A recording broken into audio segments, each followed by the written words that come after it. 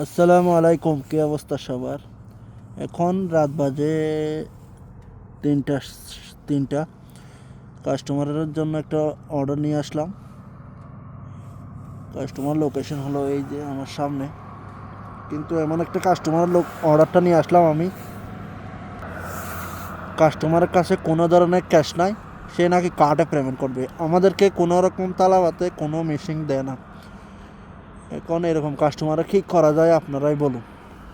দেখেন, অর্ডারটা আমি কমপ্লেন করছি, অর্ডারটা ক্যান্সেল করে দিয়েছে তারা। এখন আমি কিন্তু অনেক আগে একবার বলছি তালাবাদ কিন্তু বলে কাস্টমার লোকেশনে যাইতে হইব। এখন আমি আসলাম 13 থেকে 14 কিলোমিটার, কাস্টমার লোকেশনে এসে অর্ডারটা ক্যান্সেল করতে হয়েছে। তালাবাদের সিস্টেমটা এত কাঁচরা, মানে বলার মতো না। তালাবাদের সিস্টেম এত কাঁচরা বলার মতো না।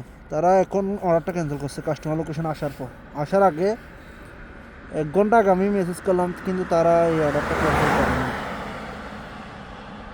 কী করবো, দুঃখের বিষয়। এখন আবার রিটার্ন দিতে যাইতে হবে কাস্টমার লোকেশনে। এই অর্ডারটি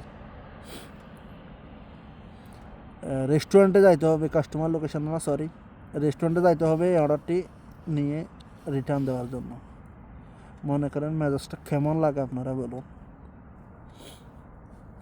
14 কিলোমিটার আসছি, এখন আবার যাইতে হবে 15-16 কিলোমিটার রিটার্ন দেওয়ার জন্য অর্ডারটি।